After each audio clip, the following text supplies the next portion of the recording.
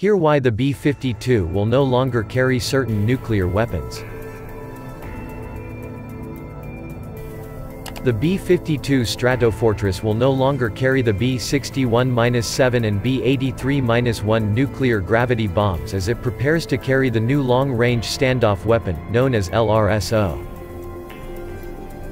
Following reports that the bomb variants had been removed from the Cold War-era aircraft's inventory, officials at Air Force Global Strike Command confirmed the move is in line with the bomber's transition into an era of modern warfare.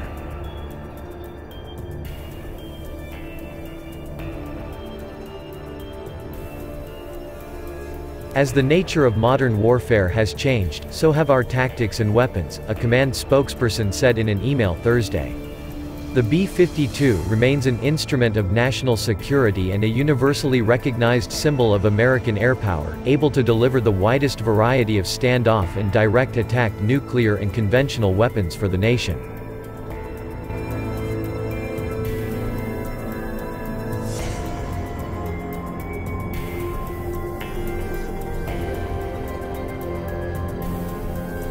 As a multi-role platform, the B-52 offers diverse capabilities including delivery of the most advanced precision-guided weapons. The Air-Launched Cruise Missile (ALCM) continues to be our main nuclear deterrent. As such, as a natural progression in the development of the airframe, B-52 crews do not currently train to employ the B-83 and B-61, the command said.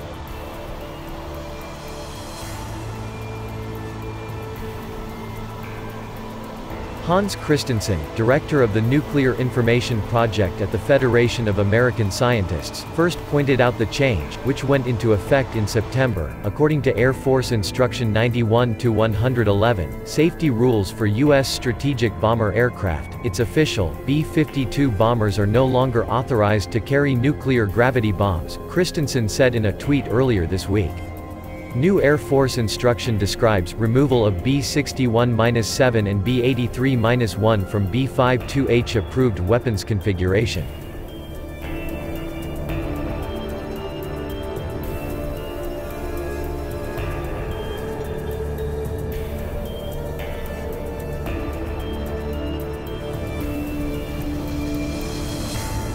Command officials pointed out that the move actually preceded the AFI.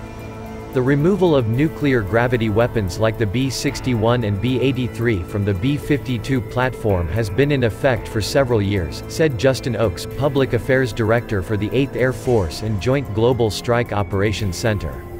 The B-52 remains the premier standoff weapons platform utilizing the Air-Launched Cruise Missile as the main nuclear deterrent. While B-61s and B-83s are no longer equipped on the B-52, the weapons remain in the B-2 Spirit inventory, he added.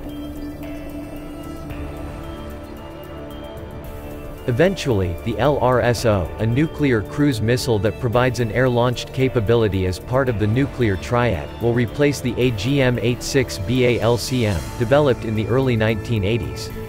The command said the LRSO, expected by the early 2030s, is one of many investments to keep the B-52, known as the Big Ugly Fat Fellow, flying into the foreseeable future.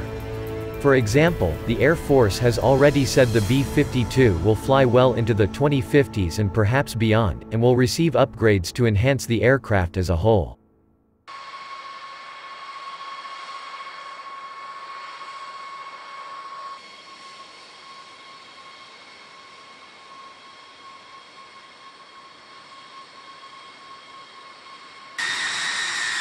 In June, the service ran the first test flight for the AGM-183A Air-Launched Rapid Response Weapon, known as Arrow, a hypersonic weapon Lockheed Martin Corp. Says it will continue to ground and flight test over the next 3 years.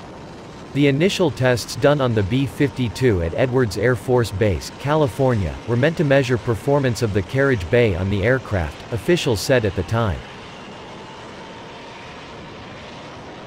Additionally, the Air Force needs brand new engines for the 75 aircraft fleet, though it's unclear whether all B-52s will receive them. Each aircraft currently has 8 Pratt & Whitney TF-33P-3 1/100 turbofan engines.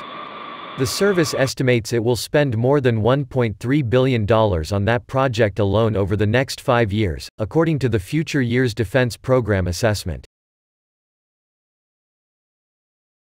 While the Air Force wants to get new engines for its heavy bombers as quickly as possible, lawmakers are insisting that service officials nail down contract specifics before they provide funding, according to language in the fiscal 2020 National Defense Authorization Act.